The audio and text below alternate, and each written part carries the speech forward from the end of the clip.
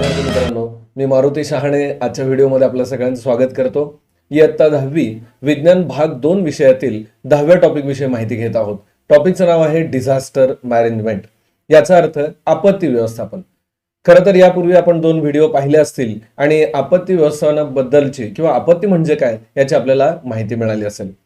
आजच्या व्हिडिओला सुरुवात करत असताना जो आपण पॉइंट पाहणार आहोत तो पॉइंट आहे nature and scope of a disaster. पहा, आपण आज जो पॉइंट डिस्कस करणार आहोत तो आहे nature and scope of a disaster. म्हणजे एखाद्या आपत्तीची व्याप्ती किती आहे आणि त्याचं स्वरूप काय आहे याविषयी माहिती पाहणार आहोत. Taking into consideration the scope of a disaster, some of the important facts must be thought over as follows. एखाद्या आपत्तीचा विचार करत असताना काही महत्त्वाचे मुद्दे आपण विचारात घ्यायला पाहिजेत. ते याप्रमाणे आहेत. आपण एक एक करून बघूयात. त्यामध्ये जो पहिला पॉइंट आहे तो म्हणजे pre disaster phase. Pre disaster phase म्हणजे आपत्ती पूर्व अवस्था. एखादी आपत्ती येण्यापूर्वीची अवस्था काय असते किंवा जी फेज असते त्याला आपण म्हणतो. त्यानंतर वॉर्निंग फेज. वॉर्निंग फेज ज्याला आपण इशारा काळ असं म्हणतो, इशारा दिला जातो. त्यानंतर इमर्जन्सी फेज, याचा अर्थ आणीबाणीची परिस्थिती प्रत्यक्ष ज्यावेळेला आपत्ती घडते त्यावेळेचा काळ. त्यानंतर रिहॅबिलिटेशन, याचा अर्थ पुनर्वसनाचा काळ. त्यानंतर रिकव्हरी फेज. रिकव्हरी फेज प्रतिशोधनाचा काळ. आणि जी 6वी फेज आहे ती म्हणजे रिकन्स्ट्रक्शन फेज, म्हणजे पुनर्निर्मितीची अवस्था. एक एक करून आपण प्रत्येक पॉइंट बघूयात. Taking into consideration the nature and scope of a disaster, only 3 aspects of the disaster are important for common citizens. म्हणजे सामान्य नागरिकांच्या दृष्टीने जरी विचार केला तर या 6 पैकी 3 मुद्दे जे आहेत ते अतिशय महत्त्वाचे आहेत किंवा यातल्या ज्या 3 फेज आहेत त्या महत्त्वाच्या आहेत. आपण त्याच्याविषयी माहिती घेऊयात. त्यातली जी पहिली फेज आहे ते म्हणजे फेज ऑफ अ इमर्जन्सी. म्हणजे या 3 पैकी जो महत्त्वाची फेज आपण विचारात घेतोय ती म्हणजे इमर्जन्सी फेज. याचा अर्थ आणीबाणीचा काळ. म्हणजे प्रत्यक्ष ज्या वेळेला आपत्ती ओढवलेली असते किंवा तो घटना घडलेली असते त्यावेळेची परिस्थिती. Important character of this phase is that maximum live can be saved by the quick actions during this phase only. म्हणजे जास्तीत जास्त जीवित हानी जे आहे ते टाळण्यासाठी किंवा लोकांचा जीव वाचवण्यासाठी ही महत्वाची फेज आहे. Various actions like search and rescue operations, medical assistance, first aid, restoring communication services, removing the people from the affected area are expected in this phase. आता या आणीबाणीच्या काळामध्ये कोणकोणत्या क्रिया आपण करू शकतो किंवा काय काय केलं जातं त्याविषयी माहिती दिली. पहा, ही जी फेज आहे म्हणजे प्रत्यक्ष आपत्ती ज्यावेळेला ओढवलेली आहे ही खरं तर रिस्क्यू फेज आहे, म्हणजे जबाबदारीची गोष्ट आहे. यामध्ये त्या लोकांना रेस्क्यू ऑपरेशन्स म्हणजे आपत्तीतून बाहेर काढण्यासाठी लोकांना मदत करायचे. मेडिकल असिस्टंट त्यांना वैद्यकीय सेवा पुरवायचे. फर्स्ट एड प्रथमोपचार देणं. रिस्टोरिंग कम्युनिकेशन सर्व्हिसेस, याचा अर्थ दळणवळणाची जे व्यवस्था आहेत, साधन आहेत ती सुरळीत करणं. Removing people from the affected area and expected in this phase, म्हणजे जे लोक बाधित भागामध्ये आहेत जिथं घटना घडलेली आहे तिथून लोकांना बाहेर काढणं. या प्रमाणाच्या क्रिया या फेजमध्ये अपेक्षित आहेत. Gravity of disaster can be estimated in this phase only. आपत्ती जे आहे त्याचं गांभीर्य काय आहे किंवा कितपत मोठी घटना आहे हे या फेजमध्ये समजून येतं. यानंतर आपण सेकंड पॉइंट बघूयात, ट्रान्झिशनल फेज. ट्रान्झिशनल फेज याचा अर्थ संक्रमण काळ. Rehabilitation work is started in this phase. पुनर्वसनाची प्रक्रिया आपत्ती काळ जो भाग आहे त्यामध्ये सुरू होते. After the subsidence of any type of disaster, म्हणजे कोणतीही घटना घडली असेल, आपत्ती आलेली असेल तर त्यानंतर ही फेज सुरू होते. It include clearing of debris, restoring water supply, repairing roads etcetera. आता ज्यावेळेला आपण पुनर्वसन म्हणतो यामध्ये कोणकोणत्या कामांचा समावेश आहे. जर समजा एखाद्या ठिकाणी पूर आलेला असेल तर त्या पुराच्या पाण्याबरोबर जी वाहून आलेली घाण असेल गावामध्ये तर ती स्वच्छ करण्याची प्रक्रिया. क्लिअरिंग ऑफ डेब्रिज, घाण काढून टाकणे. रिस्टोरिंग वॉटर सप्लाय, जो नळाचा किंवा पाणी पुरवठा व्यवस्था असेल गावामधील तो सुरळीत करणं. रिपेअरिंग रोड्स, रस्त्यांची कामं दुरुस्तीची करून घेणं, या प्रकारची कामं होतात. So that it will help to bring normality in public life, म्हणजे लोकांचं जे दैनंदिन जीवन असेल ते सुरळीतपणे चालण्यासाठी याची मदत होईल. Rehabilitation of the victim is important aspect of this phase. सगळ्यात महत्वाचं या आपत्तीमध्ये सापडलेल्या लोकांचं जनजीवन किंवा दैनंदिन जीवन सुरळीतपणे चालू करणं हा या महत्वाचा फेज मधील भाग आहे. Generally different institutes offer the monetary and other type of help to such people. Generally ज्या काही सेवाभावी संस्था असतात, काही स्थानिक संस्था असतात, तर अशा पुढाकार घेतात, एकत्र येतात आणि या आपत्कालीन लोकांना मदत करतात. It helps to soothe the mental stress at the earliest if these victims are offered with the permanent mean of earning livelihood, and this is the true rehabilitation. पहा, एकूण काय तर आपत्तीमध्ये सापडलेल्या लोकांना त्यामधून बाहेर काढणं, त्यांना दैनंदिन उत्पन्नाचं साधन निर्माण करून देणं किंवा त्यांना व्यवसाय सुरू करून देणं आणि स्वतःच्या पायावर उभा करून त्यांचं परत सुरळीतपणे चालू करणं हे मुख्य या फेजमध्ये केलं जातं. त्यानंतर जी नेक्स्ट फेज आहे, third phase, reconstruction phase. Third phase कोणती? रिकन्स्ट्रक्शन म्हणजे पुनर्निर्माण. This is highly complicated phase. Comparatively जर बघितलं तर ही जास्त गुंतागुंतीची फेज आहे. This phase begins in transitional phase. मधली जी अवस्था आहे, संक्रमण अवस्था आहे, याच्यापासूनच या फेजची सुरुवात होते. People reconstruct their buildings and facilities like roads and water supply are restored. म्हणजे आपत्तीमधून बाहेर पडल्यानंतर त्या लोकांनी त्यांची घरं ही म्हणजे बांधली जातात, दुरुस्ती केली जाते किंवा आपल्याला डागडुजी केली जाईल असं म्हणता येईल. And facilities like roads and water supply, रस्ते असतील किंवा पाणी व्यवस्थापन असेल तर त्याच्यामध्ये सुद्धा व्यवस्थितपणा आणलेला असतो किंवा दुरुस्ती केलेली असते. Farming practices are restarted. त्या स्थानिक भागातील जे काही व्यवसाय असतील ते परत सुरू होतात. विशेषतः शेती व्यवसाय जो आहे तो परत सुरू होतो. However, it takes a long time for reconstruction. जरी या गोष्टी घडत असल्या तरी याच्यासाठी जास्त कालावधी लागतो किंवा खूप कालावधी लागतो. प्लॅनेट अर्थ has experienced many natural disaster. आपण पृथ्वीवर जर विचार केला, आजपर्यंत अशा अनेक प्रकारच्या आपत्ती या पृथ्वीवरती आलेल्या आहेत. Listening to the description of those disasters bring numbness in the mind. पहा, ज्या वेळेला अशा आपत्ती आल्या किंवा दुर्घटना घडणे असं म्हणतो किंवा त्याबद्दल आपण ऐकतो त्यावेळेला मन आपलं सुन्न होतं.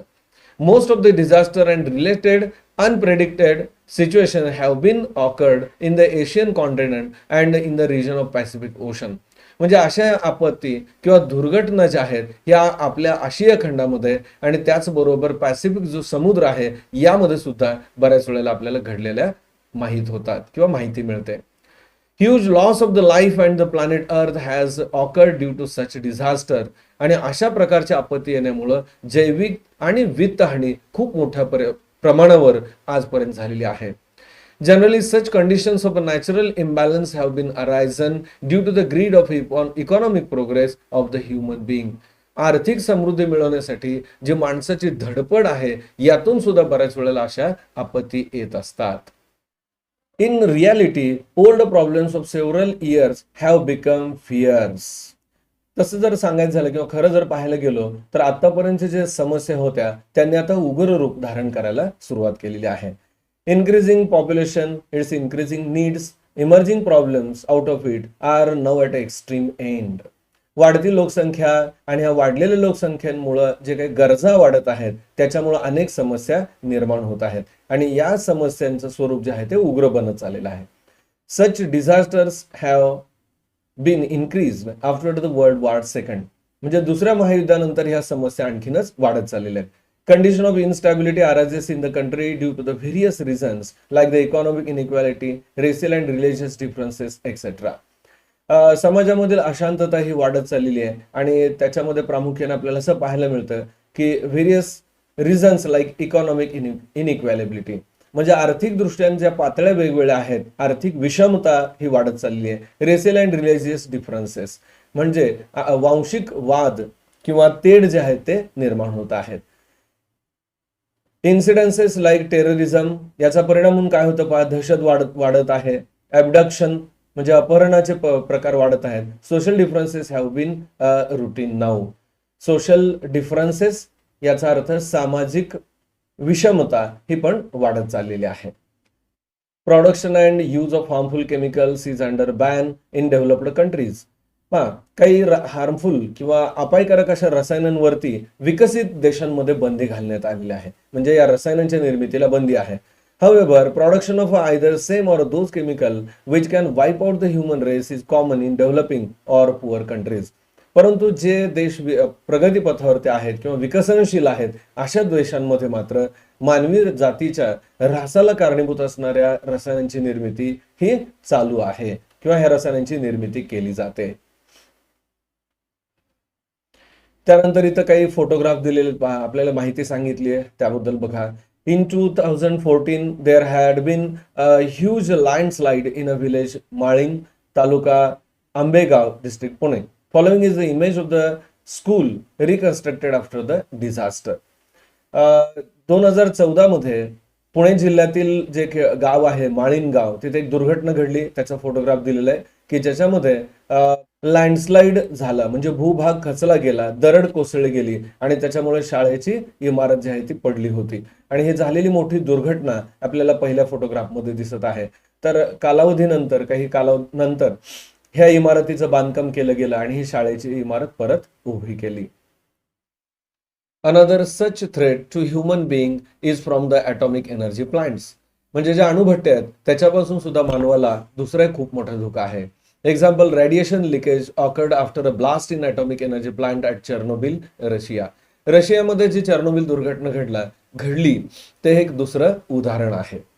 It's ill effects are still experienced in this region. याचे जे वाईट असे परिणाम झाले आजही त्या परिसरातील लोक भोगत आहेत.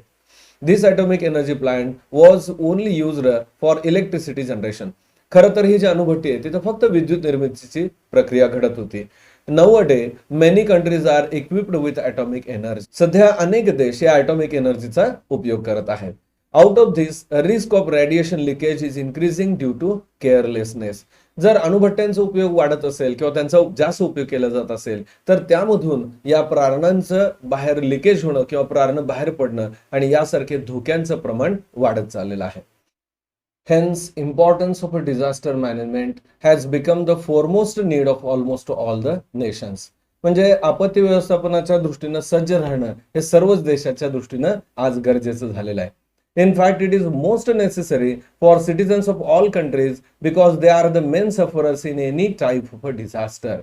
या वेगवेगळ्या ज्या घडणाऱ्या दुर्घटना आहेत यामध्ये लोकांनाच जास्त झळ पोहोचते. त्यामुळे लोकांची पण खूप जबाबदारी आहे की या आपत्तीच्या वेळेला जास्तीत जास्त इतरांना मदत करणं. Hence, direct participation of citizens in a disaster management is highly necessary. पहा, मी आता सांगितल्याप्रमाणे ज्यावेळेला आपत्तीत अशी घटना घडते त्यावेळेला लोकांचा सहभाग या आपत्तीमध्ये बाहेर पडण्यासाठी अत्यंत महत्वाचा असतो. Similarly, disaster management schemes should be changed with respect to the location, time and nature of a disaster. ज्याप्रमाणे एखादी घटना घडतीये, हे घटना कोणत्या ठिकाणी घडलेली आहे, कोणत्या वेळेला घडलेली आहे, त्यानुसार त्याचं मॅनेजमेंट किंवा नियोजन जे आहे ते बदलत असतं. It should not be restricted for a particular period. म्हणजे एका विशिष्ट काळासाठी हे निश्चित असं नसतं. Overall there may be any type of disaster, it should be overcome. म्हणजे कोणत्याही ठिकाणी कोणतीही आपत्ती केव्हाही ओढवू शकते. So concept of a disaster management has been arisen out of this only. आणि यातूनच आपत्ती व्यवस्थापनाचा जो कन्सेप्ट आहे तो पुढे आला. त्यानंतर आपण नेक्स्ट पॉइंट बघूयात, डिझास्टर मॅनेजमेंट. जो मुख्य या टॉपिकचा हेतू आहे तो म्हणजे आपत्ती व्यवस्थापन किंवा डिझास्टर मॅनेजमेंट. पहा, आता यामध्ये आपल्याला नेमकं काय काय माहिती सांगता येईल किंवा लक्षात ठेवावं लागेल. Disaster may be minor or major, short time or a long time. It should be overcome and effective disaster management is necessary for it. घडणारी घटना किंवा आपत्ती जी असेल, दुर्घटना असेल, ही लॉंग टर्म असेल किंवा शॉर्ट टर्म असेल, म्हणजे कमी कालावधीसाठी असेल किंवा जास्त कालावधीसाठीची असेल, छोटी असेल किंवा मोठी असेल, परंतु यातून बाहेर पडणं किंवा त्याच्यासाठी व्यवस्थापन करणं हे अत्यंत आवश्यक आहे. There is a close relationship between disaster management and public participation. आपत्ती व्यवस्थापनामध्ये लोकसहयोग जो आहे हा अत्यंत महत्वाचा असतो किंवा लोकांचा सहभाग हा महत्वाचा असतो. Disaster management is either prevention of a disaster or making arrangement to face it or at least achieve the abilities to face it. पहा, आपत्ती व्यवस्थापन ज्या वेळेला आपण म्हणतो त्यावेळेला त्याचा अर्थ काय, तर प्रिव्हेन्शन ऑफ अ डिझास्टर म्हणजे आपत्ती ओढवू नये म्हणून खबरदारी घेणं, और making arrangements to face it म्हणजे अशा पद्धतीने व्यवस्थापन करणं की त्या आपत्तीपासून आपल्याला स्वतःचा बचाव करता येईल. किमान at least achieve the abilities to face it म्हणजे आपल्यामध्ये अशा क्षमता विकसित करणं की या आपत्तीमधून आपण स्वतःची सुटका करून घेऊ. Disaster is a very fast process. In fact it is accident. आपत्ती ही घटना किंवा ही जी प्रक्रिया ही अतिशय जलद असते. अगदी आपल्याला असं म्हणता येईल की हा एक प्रकारचा ॲक्सिडेंट असतो. What shall we do in such situation? तर अशा परिस्थितीमध्ये आपण काय करू शकतो? How can we protect our self? स्वसंरक्षण आपण कसं करू शकतो? Or belongings and animals? त्याचबरोबर आपले नातेवाईक किंवा जवळचे स्नेहसंबंधी असतील किंवा प्राण्यांचं संरक्षण कसं करू शकतो याचा विचार करायला पाहिजे. In case of disaster management there should be an attempt to minimise the losses. सगळ्यात महत्वाचं आपत्ती व्यवस्थापनामध्ये काय आहे, तर आपल्याला नुकसान जे होणार आहे, जे आपत्ती ओढवल्यानंतर जे आर्थिक नुकसान असेल किंवा जीवितहानी होणार आहे, हे कमीत कमी कसं करता येईल याचा विचार झाला पाहिजे. Disaster are never plan but losses due to it can be prevented in a plan manner. खरं तर डिझास्टर किंवा जे आपत्ती येते हे मुळात प्लॅनिंग नुसार नसते, ते अचानक ओढवलेली असते. परंतु असं असलं तरी सुद्धा आपण व्यवस्थितपणे जर त्याचं नियोजन केलं तर जे होणारा अपव्यय आहे किंवा नुकसान असेल जीवित किंवा आर्थिक, हे नक्कीच कमी करू शकतो. Disaster management is achieving or time to time improving the ability to face the disaster through the scientific and careful observation and analysis of data. एकूण काय तर शास्त्रीय पद्धतीने माहिती गोळा करणे आणि काळजीपूर्वक त्या आपत्तीतून बाहेर पडण्यासाठीचं व्यवस्थापन करणं म्हणजेच आपत्ती व्यवस्थापन होय. For example, preparing the action plan through study of a various aspects. पहा, म्हणजे उदाहरण जर आपल्याला द्यायचं झालं तर एखाद्या आपत्तीनंतर काय नियोजन केलं पाहिजे याचं व्यवस्थित प्लॅनिंग करणं. लाईक द प्रिव्हेंटिव्ह मेजर्स, म्हणजे आपण उपाययोजना खबरदारी म्हणून काय घेऊ शकतो. देन रिहॅबिलिटेशन, म्हणजे पुनर्वसन आपण कशा पद्धतीने करू शकतो. अँड रिकन्स्ट्रक्शन, म्हणजे पुनर्निर्मिती कशा पद्धतीने करू शकतो. And executing the plan that nothing but the management of a disaster, म्हणजे हा प्लॅन तयार करणं, आराखडा तयार करणं आणि तो व्यवस्थितपणे कार्यवाहीत आणणं म्हणजेच आपत्तीतून बाहेर पडणं किंवा आपत्ती व्यवस्थापन आपल्याला असं म्हणता येईल. So disaster management can be divided into two parts. आता हे जे डिझास्टर मॅनेजमेंट आहे याची परत दोन भागामध्ये विभागणी केली जाते. हे दोन विभाग कोणते आहेत किंवा कशा पद्धतीने विभागणी केली जाते हे बघण्यापूर्वी आणखीन एक पॉईंट आपण मधला बघूयात. Objective of a disaster management. आपण सध्या जो पॉईंट बघतो तो म्हणजे objective of a disaster management. पहिला ऑब्जेक्टिव्ह काय पहा, disposal of a human life suffered by the human being during the calamity and release of the people. पहा, जे लोक या आपत्तीमध्ये अडकलेले, दुर्घटनेमध्ये सापडलेले आहेत त्यांची सुटका करणं, त्यांची मुक्तता करणं हे पहिलं महत्वाचं उद्दिष्ट आहे. Second, supply of the essential commodities of the people to reduce the effect of a disaster. या आपत्तीमध्ये सापडलेल्या लोकांना त्यांच्या ज्या दैनंदिन गरजा आहेत त्या भागवणं आणि त्यासाठी त्यांना मदत करणं ही दुसरी महत्वाची गोष्ट आहे. Then restore the human life in the region by creating the reconciliation in disaster. म्हणजे या आपत्तीमध्ये सापडलेल्या लोकांचं पुनर्वसन करणं आणि त्यांचं जे दैनंदिन जीवन आहे ते परत सुरळीतपणे चालू करणं. रिहॅबिलिटेट डिझास्टर व्हिक्टिम्स, म्हणजे जे अपघातामध्ये सापडलेले लोक आहेत, आपत्तीमध्ये सापडलेले लोक आहेत त्यांचं पुनर्वसन करणं. आणि फिफ्थ पॉइंट आहे, considering protective measure in disaster such disaster will not reach in future and slope take care to reduce their intensity. आपत्तीवरती वेगवेगळ्या प्रकारची उपाययोजना करून त्यातून मुक्तता करणं आणि भविष्य काळामध्ये या प्रकारची आपत्ती येणार नाही याची खबरदारी घेणं आणि जरी समजा आपत्ती आली तर त्याची जास्त झळ पोचणार नाही या दृष्टीनं कार्यवाही करणं असं होतं. यानंतर हा जो दोन पार्ट मध्ये दिलेला चार्ट आहे त्याविषयी आपण बघूयात. प्री डिझास्टर मॅनेजमेंट आणि पोस्ट डिझास्टर मॅनेजमेंट. आपण सध्या डिस्कशन करतोय डिझास्टर मॅनेजमेंट बद्दल, म्हणजे आपत्ती व्यवस्थापनाबद्दल. तर त्याच्यामध्ये दोन भाग आहेत असं आता आपण म्हणालो होतो, प्री डिझास्टर मॅनेजमेंट आणि पोस्ट डिझास्टर मॅनेजमेंट. पण नावावरून आपल्याला अंदाज येईल, प्री डिझास्टर याचा अर्थ आपत्ती येण्यापूर्वीचं व्यवस्थापन आणि पोस्ट डिझास्टर याचा अर्थ आपत्ती येऊन गेल्यानंतर केलं जाणारं व्यवस्थापन. आपण एक एक करून बघूया त्यातलं. प्री डिझास्टर पहिल्यांदा, this include the complete preparation and planning to face any type of a disaster for that purpose. म्हणजे एखादी आपत्ती येण्यापूर्वी जे आपण नियोजन करतो किंवा प्लॅन करतो तर त्यामध्ये कोणकोणते मुद्दे येतात पहा. पहिलं, identifying the pro disaster areas. एखाद्या एरिया जिथं अशी आपत्ती येऊ शकते त्या एरियाची माहिती घेणं. Then second, collecting the information about the intensity of a disaster and probable sites of the disaster through the predictive intensity maps and hazard maps respectively. म्हणजे पहिल्यांदा माहिती आपल्याला गोळा करावी लागेल त्या जे आपत्ती येणार आहे त्याची इंटेन्सिटी किंवा तीव्रता किती आहे.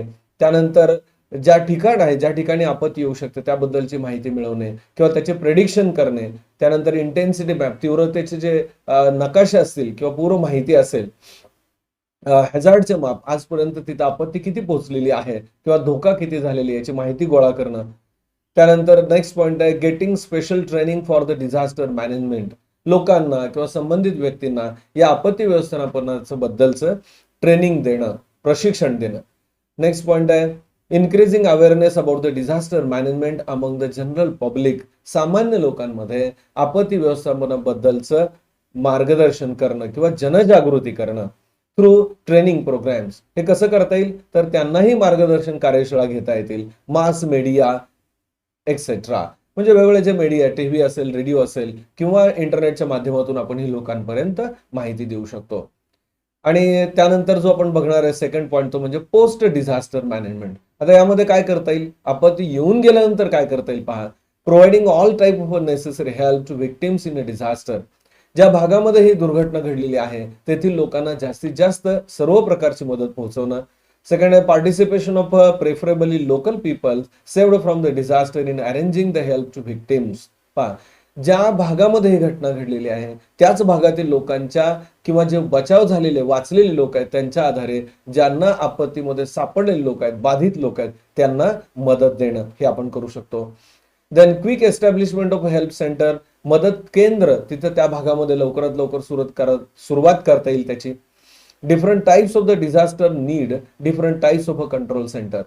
कोणत्या प्रकारची आपत्ती घडली आहे त्या आपत्तीनुसार वेगवेगळ्या प्रकारांच्या केंद्रांची निर्मिती किंवा उभारणी आपण करू शकतो. Then categorisation of the help material received from the control centre, delivering the material to the victims and continuous review of the help. पहा, या मदत कार्यासाठी जो काही मदतीचा ओघ येतो किंवा जे साहित्य पुरवलं जातं त्या साहित्याची योग्य पद्धतीने वाटप करणं, जे गरजू लोक आहेत त्यांच्यापर्यंत पोहोचवणं आणि परत परत त्याची पाहणी करून योग्य पद्धतीने त्या साहित्याची वाटणी होतीये का याचं निरीक्षण करणं हे आवश्यक आहे. Being always prepared for the disaster rescue, हे सगळ्यात महत्वाचं पॉइंट आहे. म्हणजे आपत्ती ही केव्हा सांगून येत नाही तर त्यासाठी कायम सदैव आपण जागरूक असणं हे अत्यंत महत्वाचं आहे. विद्यार्थी मित्रांनो, मला वाटतं आजच्या व्हिडिओमध्ये आपण जी चर्चा केली आहे ती तुम्हाला नक्कीच समजली असेल. आजच्या व्हिडिओमध्ये आपण काय माहिती घेतली परत एकदा सारांशाने बघूयात. आज आपण डिस्कशन केलं nature and scope of a disaster. म्हणजे जे आपत्ती येते त्याचं जे स्वरूप आहे आणि व्याप्ती आहे त्याच्यामध्ये असणारे जे 6 मुद्दे त्याविषयी आपण यादी पाहिली आणि त्यानंतर त्यातले जे महत्त्वाचे 3 मुद्दे आहेत त्याविषयी माहिती घेतली. त्यामध्ये फेज ऑफ इमर्जन्सी, त्यानंतर ट्रान्झिशनल फेज आणि रिकन्स्ट्रक्शन फेज याच्याविषयी माहिती आपण पाहिली. त्यानंतर जे माळीण गावामध्ये दुर्घटना घडली त्याविषयी म्हणजे आंबेगाव या ठिकाणी पुणे जिल्ह्यातील याबद्दल शाळेची झालेली पडझड किंवा त्या ठिकाणी जे दरड कोसळली आणि आपत्ती ओढवली त्यानंतर ज्या वेळेला व्यवस्थापन केलं गेलं आपत्तीच्या मधून बाहेर पडल्यानंतर तिथला परिसर याच्या फोटोबद्दलची आपण माहिती घेतली. आणि लास्ट पॉइंट जो आपण चर्चा केला तो म्हणजे disaster management. Disaster management concept काय आहे, तो कशा पद्धतीने राबवला जातो याबद्दल आपण चर्चा केली. त्याचबरोबर objective of a disaster management, disaster मॅनेजमेंटचे जे उद्दिष्ट आहेत ती कोणकोणते आहेत त्याबद्दल आपण माहिती घेतली. आणि प्री डिझास्टर मॅनेजमेंट आणि पोस्ट डिझास्टर मॅनेजमेंट हे तक्त्याच्या आधारे दोन्हीच्या फरकाच्या अनुषंगाने मुद्दे आज आपण पाहिले. मला वाटतं आजचा व्हिडिओ आपल्याला नक्की आवडला असेल. व्हिडिओ आवडला असेल तर जरूर लाईक करा, आपल्या मित्रांना भरपूर शेअर करा. जर चॅनलवर नवीन असाल तर सबस्क्राईब करा की जेणेकरून मी ज्यावेळेला नवीन व्हिडिओ पोस्ट करतो त्यावेळेला तुम्हाला त्याचं नोटिफिकेशन मिळेल. या टॉपिक मधील जो उर्वरित भाग आहे तो आपण पुढील व्हिडिओमध्ये पाहूयात.